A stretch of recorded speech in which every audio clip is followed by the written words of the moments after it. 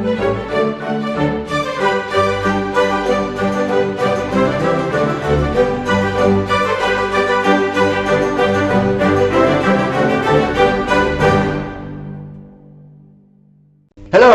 I'm George English, the Director of Research Through People.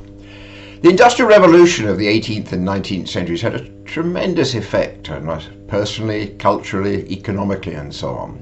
And our ancestors lived through these times and very much affect our family history research and what we learn from that. So let's have a look at this. So Britain and the Industrial Revolution, it started in the early 18th century, the early 1700s. Profound effect, both socially, economically and culturally. Britain led the world in improvements in all sorts of things: agriculture, manufacturing various types of things, technology, textiles, glass cutting, and of course the raw products that were needed for that, coal, iron, steel, copper, became important and people worked on that. Transport, railways, shipbuilding, we need to transport the goods around the world. And inventors we probably remember from our school days: Hargreaves, Arkwright, Watt, Stephenson, Faraday. One could go on, but these were the people who came up with the ideas that drove the Industrial Revolution in Britain.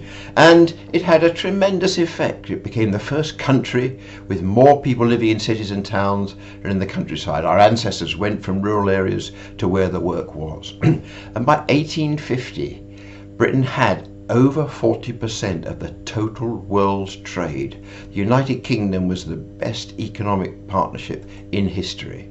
But the effect of this, lots of people went to places which weren't ready with housing and all the rest of it and lived in slums. You could see the effect on the population. There's London from 1700 to 1900, going up by 10 times. Glasgow, the population expanded by more than 50 times. Birmingham, 6,000 to 500,000, 500,000 people. And our ancestors lived through this.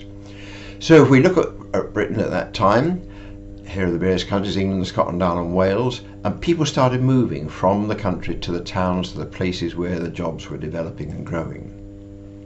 And if you take one family, a Cockney family, well, they weren't always from there. The family came from all sorts. 1760, someone came down from Cumberland at the beginning of the Industrial Revolution. We find 1780, people particularly around that area of London, in this case the home counties, and gradually people leaving parts of Britain, Yorkshire, someone coming from up north to go to work there. Now, if you take the other extreme, let's take an individual. So here's someone, John Crabb, living in the east side of Scotland, in Kentucky. Fortunately, he actually moved around a bit, not all that common in those times.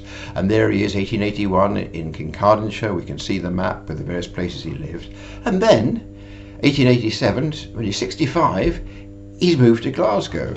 And a reason for that, and he's working in the shipyards, and a reason for that was his son had moved there and he'd moved as well.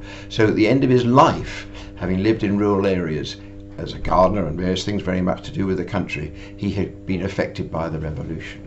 Now the Censuses is a key document in this, and we see in it whole families affected by what was happening. So here we are, Yorkshire family, silk, wool, silk, one after other, working in the wool and silk industries.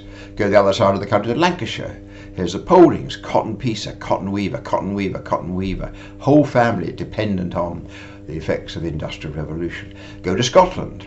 Now here we are, a family, muslin weavers in 1871. 1881, they're factory lace weavers. They've changed from working at home to the factory because someone came along, Alexander Morton, and introduced lace making. So we see the effects on our ancestors of what was going on. And the census is a very key document in this. The first one was in 1841, so that gives us information from them. It tells us where the person was born, so we can see them moving around the country if they move. Their occupation, are they working in an industry affected by the revolution? How many were in the household? It's a big family or not, and of course big families were the name of the game in the old days. And in 1911 they first listed the number of rooms, and we've come across cases where there's 8 people living in one room. So it's also knowing about the history of the time and what goes on behind this that brings our ancestors to life. So if you're interested, please get in touch. We can help you with this. We have a free consultation so we can assess what may be possible on your behalf. We've been making videos like this for some time now. They're available online. Just go to Research Through People. Thank you. We look forward to hearing from you.